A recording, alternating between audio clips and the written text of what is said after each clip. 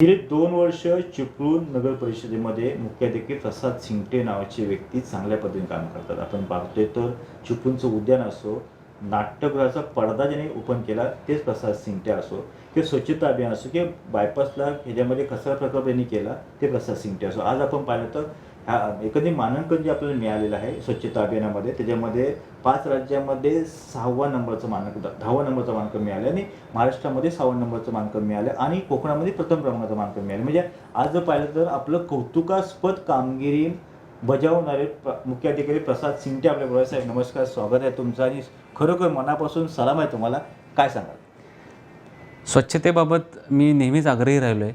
यापूर्वीसुद्धा गुहागर खेडमध्ये काम करत असताना सुरुवातीपासून स्वच्छतेची कामं हाती घेण्याचा माझा मानस होताच. आणि चिपळूणमध्ये जॉईन केल्यानंतर आम्ही सर्वांनीच मिळून ठरवलं होतं की स्वच्छतेमध्ये 1 वर्ष आपण तयारीसाठी घ्यायचं आणि त्यानंतर मात्र आपण स्पर्धेमध्ये चांगल्या पद्धतीनं कामगिरी करून दाखवायची.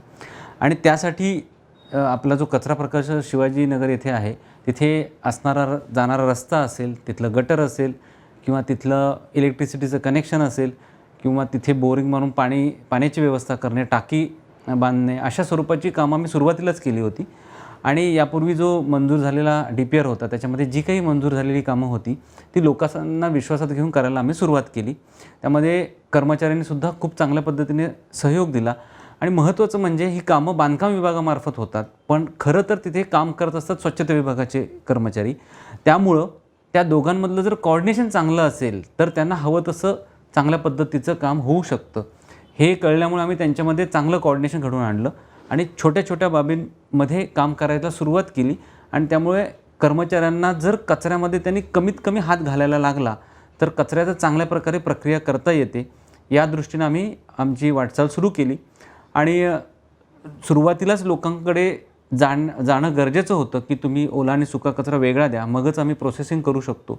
पण सुरुवातीला जेव्हा मी लोकांना असं सांगितलं तेव्हा लोकांकडून अशी प्रतिक्रिया आली की जर तुम्ही ओला आणि सुका कचरा वर्गीकरण करणार आहात आणि तो तिथे जाऊन जर एकत्रच डंप करणार आहात तर वर्गीकरण करून काय उपयोग. त्यामुळे आम्ही सुरुवातीला फक्त जो काही कचरा आहे त्याच्यावर प्रक्रिया करण्याचं प्राधान्याने ठरवलं.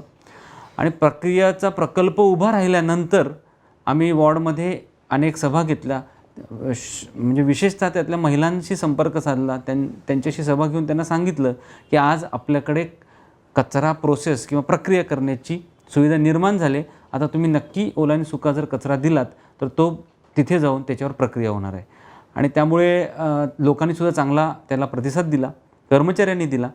आणि महत्त्वाचं म्हणजे जो कचरा प्रकल्प आहे तिथे आपण बायोगॅस प्रकल्प उभारला, जो 5 टनाचा आहे, ज्याच्यामध्ये आज 5 टनावर ओल्या कचऱ्यावर प्रक्रिया होते. त्या 5 टनाच्या कचऱ्यापासून बायोगॅस तयार होतो, त्या बायोगॅसपासून वीज निर्मिती होते आणि तीच वीज आपण तिथल्या प्रकल्पामध्ये जे क्रशर असतील किंवा इतर गोष्टी असतील त्याच्यासाठी वापरतो.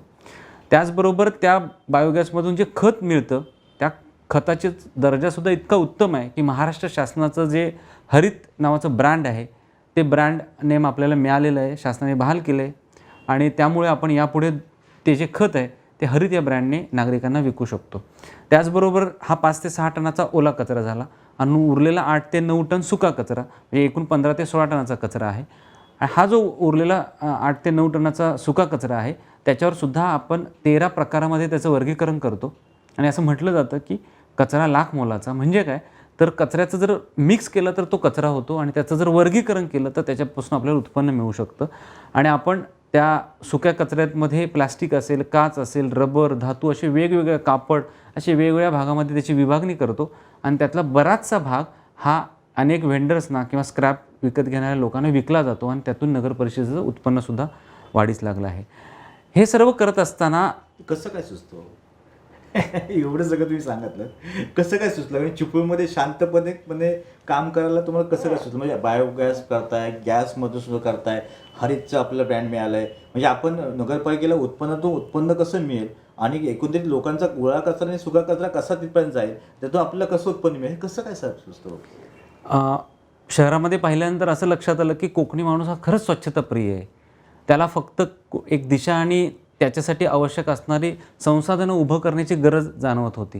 त्यामुळे आम्ही सुरुवातीला याच्यावर लक्ष दिलं की कचरा जर आपण सेग्रिगेट करून घ्यायला सुरुवात करायची असेल तर त्याच्यासाठी काय करावं लागेल. त्यामुळे एक प्रयोग म्हणून आम्ही सुरुवातीला एकच गाडी त्याच्यामध्ये कंपार्टमेंट करून ओला सुका कचरा घ्यायला सुरुवात केली. पण त्याच्यामध्ये अनेक अडचणी यायला लागल्या आणि मग ती गाडी सुरुवातीला फक्त हॉटेलचा वेस्ट उचलण्यासाठी आम्ही वापरली. त्यातल्या अडचणींचा विचार करून आम्ही नंतर असं केलं की सुक्या कचऱ्यासाठी वेगळी गाडी आणि ओल्या कचऱ्यासाठी एक छोटी वेगळी गाडी वापरायला सुरुवात केली. फक्त एका वॉर्डमध्ये मी स्वतः उतरून काही नागरिकांशी बोलून आपल्या कर्मचाऱ्यांना प्रोत्साहन म्हणून त्या गाडीबरोबर फिरायचा अर्धा एक तास प्रयत्न केला. पण त्यानंतर कर्मचारीसुद्धा एवढे मोटिवेट झाले की त्यानंतरच्या उरलेल्या प्रत्येक वॉर्डमध्ये कर्मचाऱ्यांमध्ये जणू काही कॉम्पिटिशनच लागली. त्या स्पर्धेतून आलेला प्रत्येक मुकादम म्हणायचा की मलासुद्धा आता माझ्या वॉर्डमध्ये ओला आणि सुका कचरा वेगळा करायचा आहे. हे खरं तर माझ्या मते मला हे खरं तर यश असं वाटतं, याच्यासाठी वाटतं कारण एखादा प्रकल्प सुरू केला तर तो आपण असतानाच सुरू राहतो आणि आपण आपली बदली झाल्यानंतर आपलं प्राधान्य एक असतं म्हणून तो प्रकल्प सुरू राहतो. नवीन येणाऱ्या अधिकाऱ्यांचं प्राधान्य कदाचित बदलतं आणि मग त्या प्रकल्पाकडे दुर्लक्ष होतं. असं बऱ्याचदा घडतं. पण असं न होता जर कर्मचारी जर मोटिवेट झाले तर तो प्रकल्प कायमस्वरूपी चालू राहतो. आणि खरं तर मला असं वाटतं की जर एखादा प्रकल्प आपण असताना चालू असेल ते तर यश आहेच, पण आपण गेल्यानंतरसुद्धा तो जर चालू असेल तेही आपलंच यश आहे. आणि तो जर आपण इथून बदली होऊन गेल्यानंतर तो जर बंद पडत असेल तर ते अपयशही आपलंच आहे. या विचारानं आम्ही कर्मचाऱ्यांच्या बैठका घेऊन ह्याला सुरुवात केली आणि कर्मचाऱ्यांचं मोटिवेशन वाढवणं हे सुद्धा ह्या विभागामध्ये किंवा या क्षेत्रात काम करताना खूप गरजेचं आहे हे माझ्या लक्षात आलं होतं. अडचणी काय आला तुम्ही मगाशी म्हणालात की एका वार्डमध्ये मला जावं लागतं, असं का नेमकं झालं की त्या वार्डमध्ये तुम्हाला जावं लागलं? म्हणजे एकंदरीत आता खोचक तुम्हाला विचारतो की वार्डमध्ये जावं म्हणजे काय वेगळा अनुभव आला का त्या वार्डमध्ये? असं नाही, आम्ही असं ठरवलं की एक वॉर्ड घेऊन त्या वॉर्डचं एक्झाम्पल आपल्याला सेट करायचं आहे की तिथं ओला आणि सुका कचरा हा वेगळा होऊ शकतो तर इतर वॉर्डमध्ये का नाही असं होऊन ते सुरू करावं. एकाच वेळेस पूर्ण शहरात सुरू केलं तर ते सक्सेसफुल कदाचित होणार नाही किंवा कर्मचारीसुद्धा अनेक अडचणी सांगतात. पण एखाद्या वॉर्डमध्ये कॉन्सन्ट्रेट करून आपण जर तो सक्सेसफुल करून दाखवला तर इतर वॉर्डमधल्या कर्मचाऱ्यांसाठी ते एक आदर्श उदाहरण होतं आणि त्यातनं पुढची आपली प्रक्रिया खूप चांगली होते आणि आपल्याला यश मिळू शकतं. या दृष्टीनं आम्ही एक वॉर्ड घेऊन त्या वॉर्डला कॉन्सन्ट्रेट करून त्या भागामध्ये कर्मचाऱ्यांबरोबर फिरलो, तिथे मीटिंग्स घेतल्या आणि एक भाग आपण यशस्वी करण्यासाठी प्रयत्न केला.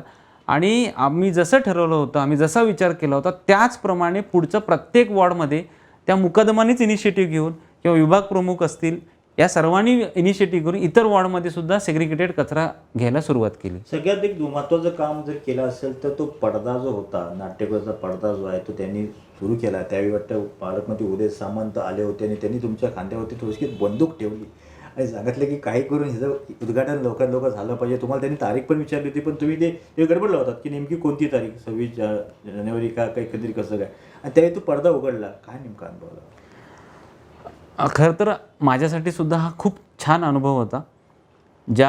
माझ्या मते मे महिन्याचा शेवटचा आठवडा होता जेव्हा त्याचं भूमिपूजन झालं आणि अचानक मला स्टेजवर विचारलं गेलं की हे कधी ओपनिंग करणार. आणि एक 1-2 सेकंद विचार करून मी उत्तर दिलं की 15 ऑगस्ट.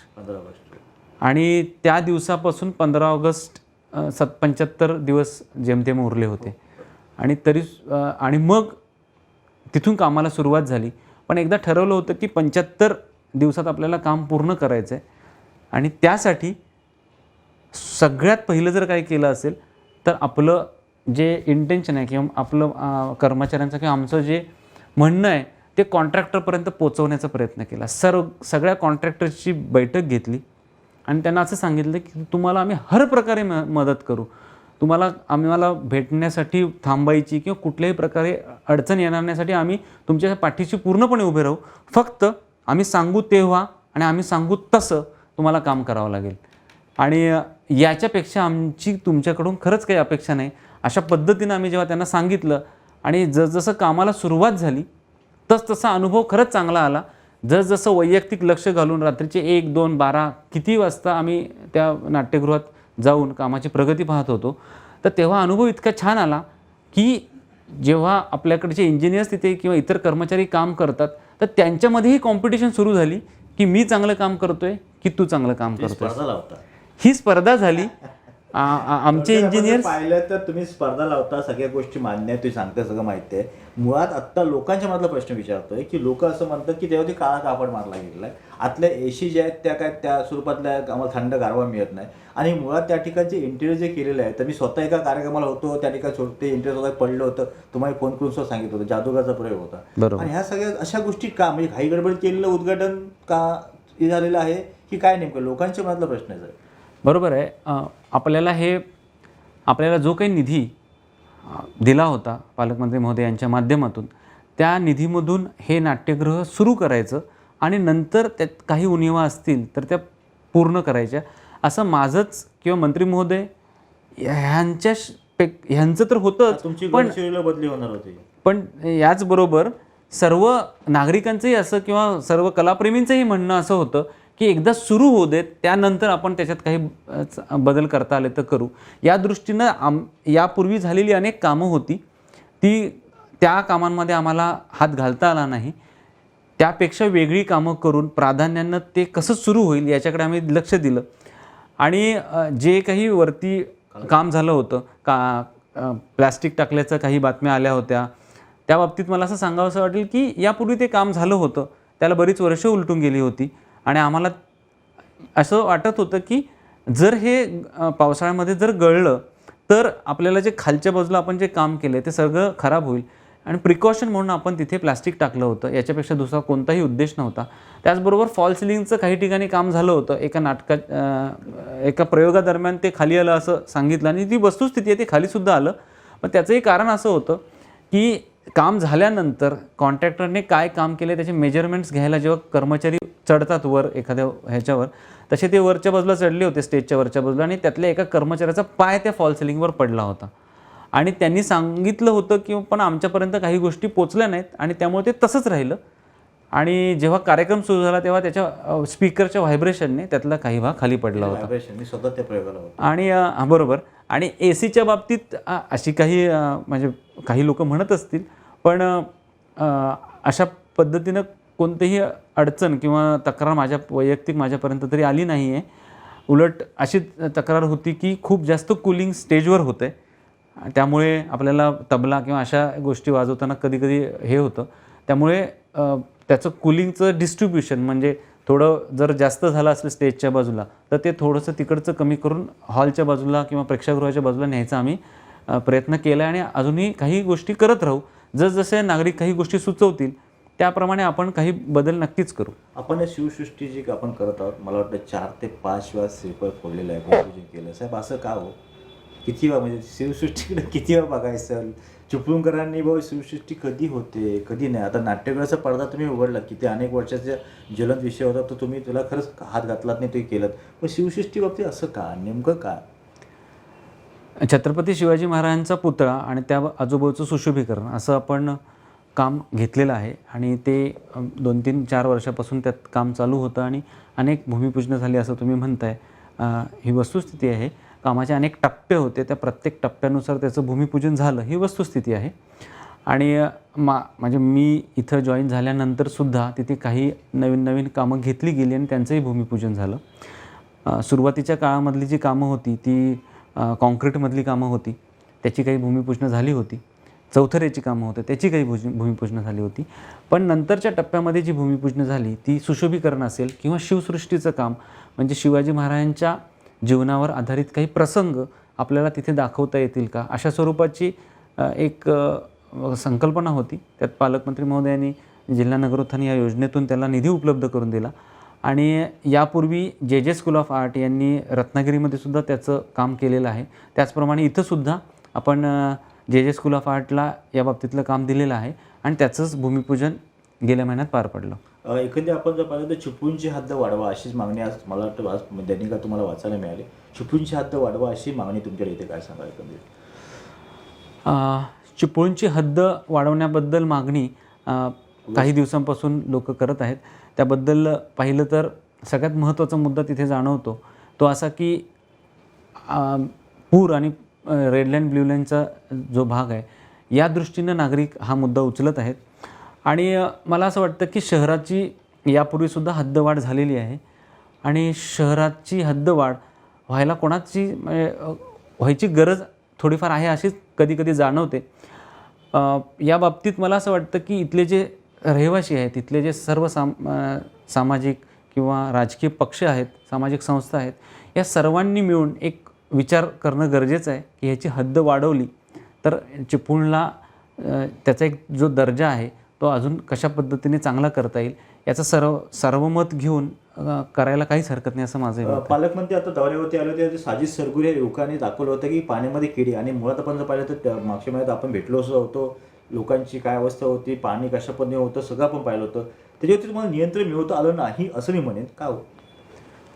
काही बाबतीत यात तथ्य असंच म्हणावं लागेल, कारण चिपळूणची पाणीपुरवठा योजना ही जुनी आहे आणि 2 जॅकवेल आहेत जिथून हा पाणीपुरवठा होतो. एक जॅकवेल खेर्डीमध्ये आहे जे वरच्या बाजूला आहे. तिथे मचूळ पाण्याचा कोणताही काही मचूळ पाणी येत नसल्यामुळे पाणीपुरवठ्यात कोणतीच अडचण येत नाही. परंतु जे दुसरं पश्चिमेच्या बाजूला जे दुसरं जॅकवेल आहे ते गोळकोटजवळ आहे. तिथे खाडीचं पाणी येत असल्यामुळे बऱ्याचदा मचूळ पाण्याचा प्रश्न असतो आणि शक्यतो जेव्हा हिवाळ्यामध्ये कोळकेवाडी धरणातून जनरेशनने जे पाणी सोडलं जातं त्याचं प्रमाण हिवाळ्यात कमी असतं. त्या दरम्यान हा मचूळ पाण्याचा प्रश्न नेहमी उद्भवतो. यावर्षी तो तशाच प्रकारे उद्भवला. यावर्षी थंडी थोडी जास्त असल्यामुळे जनरेशनचं प्रमाण अगदीच कमी होतं आणि जेव्हा अमावस्या आणि पौर्णिमा असते तेव्हा भरतीचं प्रमाण खूप जास्त असतं. या सगळ्यांमुळे तिथं मचूळ पाण्याचा प्रश्न बऱ्याचदा आढळतो. आम्ही खेर्डीच्या जॅकवेलमधनं जे पाणी येतं ते या भागामध्ये म्हणजे ज्या भागामध्ये गोळकोटमधून पाणी पुरवठा केला जातो त्या भागामध्ये देण्याचा आमचा मानस होता. अनेक प्रयत्न आम्ही केले परंतु त्यानेसुद्धा पूर्ण प्रश्न सुटणार नव्हता. अनेक भागामध्ये कमी दाबाने पाणी जाणार होतं आणि मूळ वरच्या भागातलं सुद्धा म्हणजे पाग आणि ह्या सगळ्या भागातलं सुद्धा पाणी बाजारपेठ ह्या भागातसुद्धा पाण्याच्या अडचणी निर्माण होणार होत्या. त्यामुळे आम्ही खेर्डीतलं पाणी गोळकोट किंवा उक्ताड भाग या भागामध्ये देण्याचा जो मानस होता त्याप्रमाणे पाणीपुरवठा केला नाही. परंतु टँकरची व्यवस्था 2 शिफ्टमध्ये करून किंवा अनेक ठिकाणच्या विहिरी स्वच्छ करून तिथे मोटर्स बसवून आम्ही पाणीपुरवठा करण्याचा प्रयत्न केला आहे. त्यामुळे थोडा लोकांना नक्कीच दिलासा प्राप्त झाला आहे. एकंदरीत मला एक सांगा, म्हणजे माझ्या मनातला प्रश्न अनेकांच्या मनातला प्रश्न असेल की सत्ताधारी असतात त्यावेळी काम करण्याचा अनुभव आणि स्वतः प्रशासन म्हणून काम करण्याचा अनुभव काय? कारण पालकमंत्री उदय असे म्हणाले की मला असं वाटतंय की भविष्यात आता येणाऱ्या नगरपालिका निवडणुकीमध्ये स्वतः मुख्याधिकारी उभे राहतील. ते असं याच्यामध्ये बोलले, विनोदाचा भाग सोडला तर कसं काम करताना काय नेमका अनुभव येतो तुम्हाला? म्हणजे सत्ताधारी योग्य वाटतात की प्रशासन म्हणून एक खंबीरपणे आपण काम करू शकतो?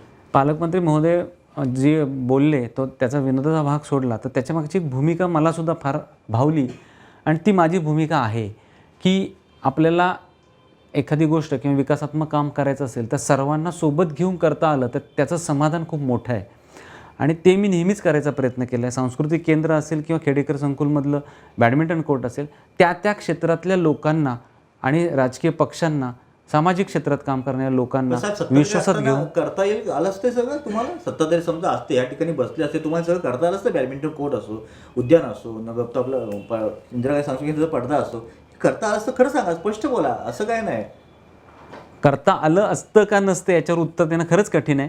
पण बऱ्याचदा असं म्हटलं जातं की सगळ्यांना सोबत घेऊन जायचं असेल थोडासा उशीर होतो पण आपण खूप लांबपर्यंत पोहोचतो. तसं कदाचित बॉडी असेल तर थोडासा की सत्ताधारी पक्ष इथे असते तर कदाचित थोडासा उशीर होतो पण आपण खूप लांबपर्यंत आणि खूप चांगल्या प्रकारे विकास करू शकतो अशी माझी धारणा आहे. तुम्हाला असं काय वाटतं की आता समजा मी तो विषय काढल्यामुळे की नगरपालिका इंदिरा गांधी सांस्कृतिक केंद्राचा पडदा उघडला गेला ह्यामागं कोण नेमकं असू शकतं? तुम्ही आता प्रशासकीय अधिकारी आहात, स्पष्टपणे सांगा भूमिका. म्हणजे सत्ताधारी तुम्ही आता बोललात की सगळ्यांना बरोबर घेऊन काम केलं पाहिजे. म्हणजे त्या ठिकाणी बसलेले अधिकारी सगळ्यांना बरोबर घेऊन काम केलं नव्हतं की सत्ताधारी विरोध केला, नेमकं काय?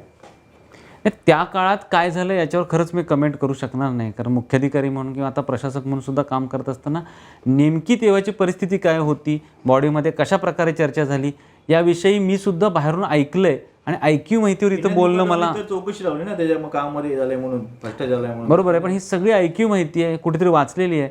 मला फर्स्ट हँड इन्फॉर्मेशन नाही, मी ऐकलेलं प्रत्यक्ष त्यावेळेस सभागृहात किंवा कामकाज करताना उपस्थित नव्हतो, त्यामुळे त्याच्यावर कमेंट करणं मला योग्य वाटणार नाही. काय एकंदरीत आता तुम्ही खरंच कसं वाटतंय म्हणजे ते असावेत हे नसावेत, की मी स्वतः प्रशासन म्हणून मी बरंच काही करू शकतो साहेब. काय कधी वाटतंय म्हणजे एक मनमोकळेपणे काम करू शकतो आपण, सगळ्यांना बरोबर घेऊन काम करू शकतो, कुणाच्या अडचणी नाही आहेत. त्यामुळे आपण तो पडदा उघडला, उद्यान केलं, कोर्ट केलं, आता शिवसृष्टी आहे, आता बायोगॅस प्रकल्प केला, हे सगळ्या गोष्टी तुम्ही करू शकलात. हे मान्य करा साहेब. एखादी कुठंतरी आहे, हे हसून सांगू नका, लोकांना कळलं पाहिजे नेमकं काय ते. काही गोष्टी करताही येत आहेत, आता करताही आल्या, पण बॉडीसोबत काम करण्याचा, चिपळूणमधल्या बॉडीसोबत काम करण्याचा मला खरंच अनुभव नाही. मी 1-2-3 महिनेच काम केलं, काही प्रस्ताव त्यांच्यासमोर ठेवायचे प्रयत्न केले आणि यातली काही कामं त्यांच्या काळात सुरूसुद्धा केली. आणि त्यामुळं लाँग टर्ममध्ये विचार केला तर फक्त प्रशासक म्हणून काम करण्यापेक्षा बॉडीसोबत घेऊनच काम करणं योग्य राहील असं मला नक्की खूप वाटतं. चांगलं उत्तर दिलंय. प्रशासन बरोबर काम करताना आहे, पण त्या बॉडीसोबत काम करताना जी काही मजा आहे किंवा जे काय करता येतं, खूप खूप समर्पक आणि खूप चांगलं उत्तर साहेब तुम्ही दिलंय. शेवटचा प्रश्न आहे की मी आता हे सगळं आपल्याला मिळालेलं आहे, चांगल्या पद्धतीने आपण काम केलं आहे, आपल्याला मानांकन मिळालं आहे, आता पुढचे नेमकं प्रयोजन काय असेल? आपल्याकडे जे काही चिपळूणमधले मूळ प्रश्न आहेत त्यालाच आपण हात घालायचा प्रयत्न केला आणि नागरिकांची सुद्धा तीच मागणी होती. मी ज्या दिवशी या नाट्यगृहाचं उद्घाटन आणि एकच प्रश्न झाला होता की आपल्याकडे पार्किंगची व्यवस्था तुम्ही केलीत कुठे, भाजी मंडई किंवा आपलं मटन मार्केट केलं, पण मटन मार्केट ही भाजी मंडईची अवस्था साहेब वेगळीच झाली ना, त्याचं कुठं काहीच केलं नाही आपण. म्हणजे मुळात तो विषय आपला तसाच बाकी राहिलेला आहे, तुम्हाला माहिती आहे सांगतो. तिथं मी पार्किंगच्या व्यवस्था परवा पेपरमध्ये वाचलं, पण तो विषय तसा राहिला आहे, त्याबाबत काय करणार? अगदी मनातलं बोललात तुम्ही. मी हेच सांगत होतो की ज्या दिवशी या इंदिरा गांधी सांस्कृतिक केंद्राचं उद्घाटन करून मी बाहेरच येत होतो, तेव्हा कित्येक नागरिकांनी मला भेटून हाच प्रश्न मांडला की आता मंडई आणि मच्छी मार्केट, मटण मार्केटचा प्रश्न सोडवायला घेणं गरजेचं आहे. आणि मलाही ते योग्यच वाटलं. त्या विषयात आपण नक्कीच हात घातलेला आहे. आणि आमदार साहेब असतील, पालकमंत्री मोदी असतील, यांच्या कानावर आम्ही हा विषय घातला होता आणि त्यांच्या सूचनांप्रमाणे आम्ही त्या क्षेत्रात काम करणारे, म्हणजे मंडईत भाजी विक्रेते असतील किंवा मटण मच्छी विक्रेते असतील, यांच्या बैठकासुद्धा घेतल्या होत्या. त्यातनं काही प्रश्न आमच्यासमोर आले, काही त्रुटी समोर आल्या, त्याच्यावर काम करायचं आपण ठरवलं. काही छोटे छोटे बदल करणं गरजेचं होतं. त्यानुसार आम्ही प्रस्ताव सादर करून ते जिल्हा नगरोत्थानला योजनेमध्ये पाठवलेत. ते आता या 2-3 दिवसातच त्याला मान्यता मिळेल असं आम्हाला वाटतं आहे आणि त्यानुसार आपण त्याची कामं करून घेऊ. त्याचबरोबर नागरिकांनी किंवा त्या विक्रेत्यांनी एक प्रश्न असा मांडला की त्या गाळ्यांचा बरोबर जे डिपॉझिट घेतलं जातं ते खूप जास्त असतं आणि ते फक्त 9 वर्षासाठी गाळे दिले जातात. 9 वर्षानंतर गाळ्याचं ठिकाण बदलतं. एखादा बिझनेस हा 9 वर्षात एस्टॅब्लिश होऊ शकत नाही किंवा चांगला चालू शकत नाही. ते किमान 15 ते 20-30 वर्ष असावं अशी त्यांनी मागणी केली.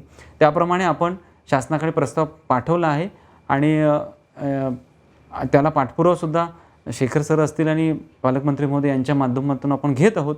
त्याला जर 30 वर्षाचं मुदतवाढ आपल्याला किंवा दीर्घ मुदत मिळाली, म्हणजे जर एखादा गाळा 30 वर्षासाठी आपण नागरिकांना किंवा त्या विक्रेत्यांना देऊ शकलो तर नागरिक आनंदाने तो घ्यायला तयार आहेत. एकंदरीत नाममात्र भाडं डिपॉझिट काय असेल, एकंदरीत तुम्ही काय बनवलं एकंदरीत? जे भाडं आणि डिपॉझिट आहे, यापूर्वीसुद्धा आपण जे डिक्लेअर केलेलं भाडं आणि डिपॉझिट आहे आणि त्याचे लिलाव झालेले आहेत, परंतु लोकांनी त्याला प्रतिसाद दिला नाही, तेच भाडं आणि तेच हे असणार आहे डिपॉझिट.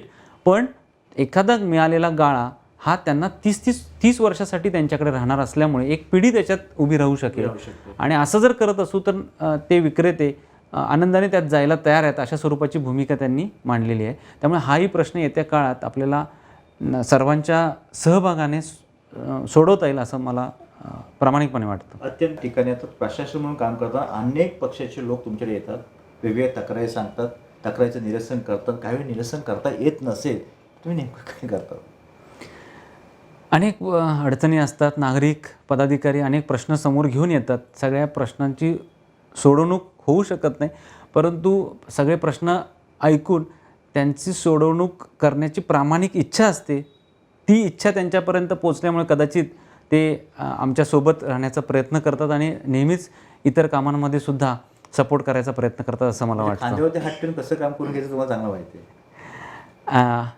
नक्कीच कुठलंही काम करत असताना, म्हणजे एखाद्या पक्षाचा त्या कामाशी कोणताही संबंध जरी नसला तरी ते काम करत असताना त्या पक्षाच्या पदाधिकाऱ्यांना सुद्धा त्याच्यात त्या निर्णय प्रक्रियेमध्ये सहभागी करून घेण्याचा मी नेहमीच प्रयत्न करतो.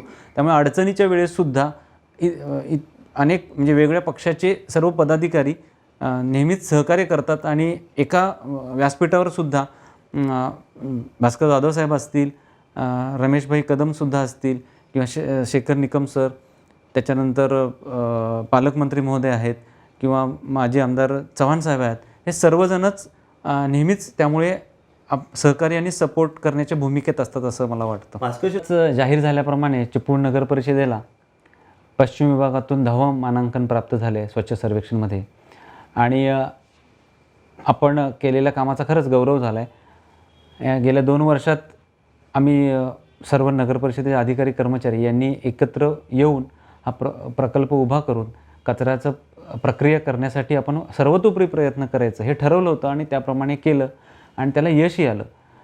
आता आपल्याला त्या कर्मचाऱ्याबद्दलसुद्धा विचार करण्याची गरज आहे. जो कर्मचारी सफाई कर्मचारी म्हणून घाणीत हात घालून काम करतो, जर आपला कचरा प्रोसेस होतो आहे आणि तो कर्मचारी आपल्यासाठी इतकं जीवाचं रान करतो आहे, तर माझी सर्व नागरिकांना नम्र विनंती आहे की आपल्याला जरा जरी असं वाटत असेल की त्या सफाई कर्मचाऱ्याला त्या कचरा वर्गीकरण करण्यासाठी कचऱ्यामध्ये हात घालण्याची गरज लागू नये, तर आपण सर्वांनी कचऱ्याचं वर्गीकरण करूनच कचरा गाडीत द्यावा. आणि दुसरं असं की नगर परिषदेमध्ये जेव्हा आपण गटारं काढत असतो तेव्हा किंवा पुराच्या दरम्यान आपल्या हे निदर्शनास येतं की खूप मोठ्या प्रमाणात प्लास्टिकच्या बाटल्या असतील किंवा चहाचे कप असतील, हे गटारामध्ये अडकलेले असतात आणि त्या कर्मचाऱ्याला काढावे लागतात आणि जर ते काढले गेले नाहीत तर पुराचा धोकासुद्धा मोठा असतो.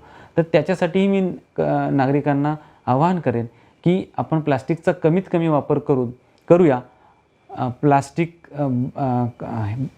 बॉटल्स असतील ते कचरा कुंडीत किंवा आपण जे बॉक्सेस केलेत, प्रांत अधिकारी यांच्या माध्यमातून आपण काही बॉक्सेस केलेत, त्या बॉक्सेसमध्ये आपण टाकूया.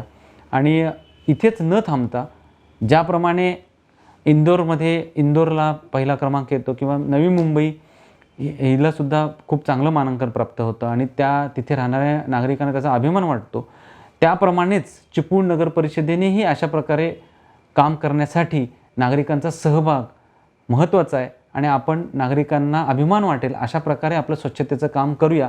त्यासाठी सर्व नागरिकांनी यात सहभागी व्हावं यासाठी मी त्यांना विनंती करतो आणि आवाहन करतो. धन्यवाद.